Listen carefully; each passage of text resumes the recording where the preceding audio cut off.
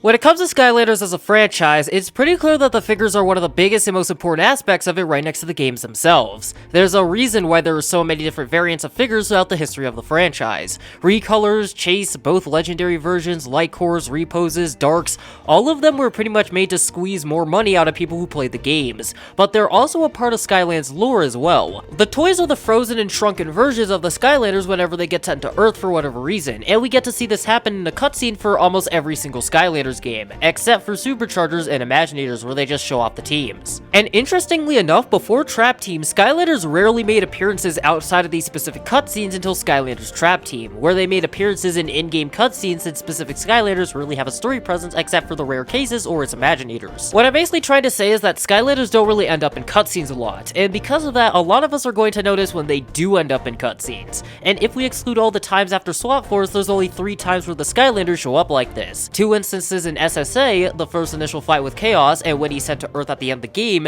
and a singular instance in Giants. And this one cutscene alone is a deep rabbit hole. This is something within the Skylanders franchise that I don't think I've seen before, a short span of time packed with so much stuff to talk about. So I decided to go through the scene and try my best to figure out how the hell this all could possibly make sense. But before we fully jump into the scene, let's get some context first.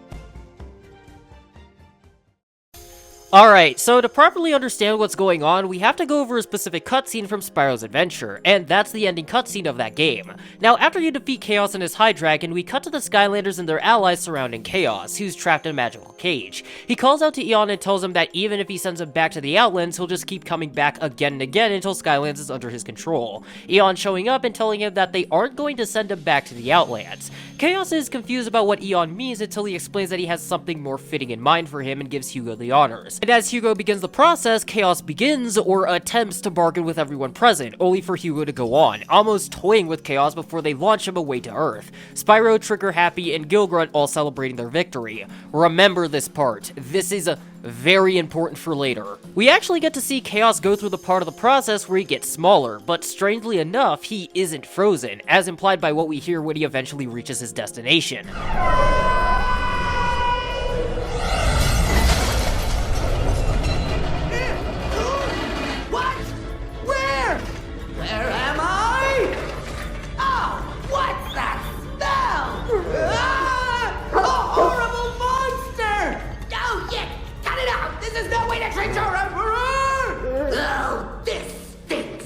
We're then congratulated by Master Eon over a victory over Chaos, and that's pretty much where the cutscene ends. Now, I know that this scene raises a couple of questions in and of itself, but we'll talk about that sooner than you think. So with all of that said and done, let's actually get into the cutscene that we're actually here to talk about. Now, the cutscene begins with an establishing shot of a store called Super Toy Planet. We then pan through the store and eventually pan over to Frozen Chaos on a shelf. And from here, we already have a pretty big question. First things first, how did Chaos get frozen? Even though we couldn't see him, we could clearly tell that he was somewhat mobile since he could talk, and he didn't freeze while he was in the wormhole thing like all the other Skylanders. Even in this game here, and to add on to this, Chaos's pose was different when he was in the wormhole, so he had to shift his position somehow. Now, I racked my head around this for a long while, and I'm honestly not sure how this could have happened. At first, I thought his process was slower since he was a Dark Portal Master, but even if that was the case, then how did he unfreeze himself? I did a little bit of research on what could have possibly led to this, but the only thing that I was able to figure out is that Chaos broke free because he was a Dark Portal Master.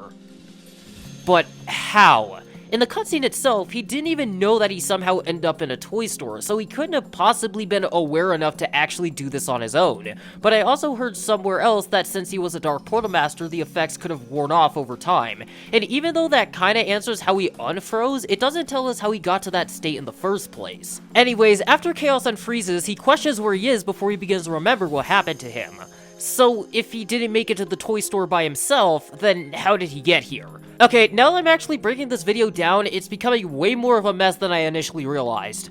Okay, now for this one, there are two options on what could have possibly happened. Either A, he's always been in the toy store and he just forgot somehow, or B, he was brought here and it's pretty obvious that is B. But that raises the huge question of when and how did he even get here in the first place? And what sucks is that I don't have a single clue on how this could have possibly happened. Yes, he crash landed on Earth, specifically somewhere in Tanzania, but we just don't have enough information. Yes, we did hear him crash through something, which was probably a roof of some sort, but we still don't know what that roof belonged to. It could have been a store, it could have been a home, hell, it could have even been the roof of a doghouse since the dog was right there when he landed. So unfortunately, that's just a question that will probably never go answered. My personal headcanon is that he crashed in or near a warehouse of some sort, since we did hear metal sounds when he crashed. Once he froze, the workers there just thought he was a toy that somehow got out of his box, and then shipped him over to the Super Toy Planet, which could still be within the country since Tanzania has Swahili and English as its national languages. After he remembers that he was banished, he swears to himself that once he takes over Skylands, he's going to come back and destroy the toy store, only to hear a familiar voice say that he would like to see him try.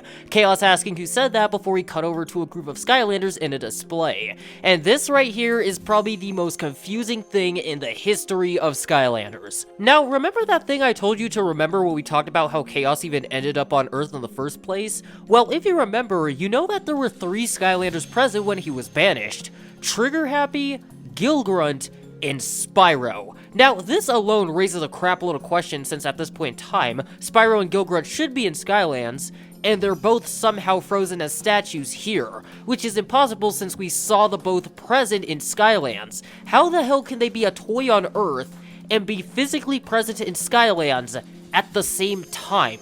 Not even their Series figures could answer this because their bases are green and they're not the orange that the Series 2 figures have. The only possible explanation that I really have is that the Skylanders must have somehow split into thousands of different statues on the way down, or that the figures we use are replicas of the original Skylanders sent to Earth, maybe copies of the originals. So for now, let's talk about the former. Now, the biggest reason that I think this is because in the Skylanders games, if you're playing multiplayer, it's possible that you could play the same Skylander as 2 separate characters. As long as you have 2 figures, it would work. But then there's another factor that we have not brought up until now, and that's the fact that the Skylanders are on display, which probably means that these Skylanders are being sold. Does that mean Toys for Bob and all the other companies that worked on Skylanders are canon to this universe? I mean, the only way that the figure clones could have possibly ended up in the display case while they technically returned to Skylands in the last game is if Skylands figures are being sold at the Super Toy Planet. But if that's the case, things get really confusing. Now, one of the biggest things that we need to solve here is if the actual toys are talking or if we're dealing with predetermined voice lines because there's evidence for both. You could say that these lines are predetermined since Chaos was completely frozen and didn't know where or how he got to the toy store at all, implying that he was completely frozen to the point that time basically froze for him, but you could also argue that he just had his eyes closed, but as a counterpoint, he didn't mention hearing anything. And it could possibly be that the Skylanders are actually talking due to the fact that their and Chaos's audios are the same and they sound like they are responding to him. Take a listen. Frozen with fear in my awesome presence! If I could move, I'd be dropping the hammer on you right now! Yeah! Oh, yeah! No matter what option you believe is true, both of them are always going to open a massive rabbit hole on how Toys for Bob and in turn, every other game studio or company somewhat involved in Skylanders as a franchise works. And to be frank, that would take way too long to explain every single one of them, but I will leave a brief list on screen because we need to get through the rest of the cutscene. And these aren't even all of them. After Chaos taunts the frozen Skylanders, the power of the Super Toy Planet goes out as Glumshanks manages to find him and contact him through a TV connected to a different display with a portal of power on it, telling Chaos that he was transported to Earth, the home of the Portal Masters, before Chaos eventually sees the portal and plans to use it to get back to Skylands. Chaos bidding the Skylanders goodbye before screwing around with the portal for a second, and by screwing around, he's basically just dipping his toes into it. Glumshanks tries to warn Chaos against using the display portal since Portal Masters aren't really supposed to use them on themselves, but Chaos basically tells him to shut up before jumping into the portal.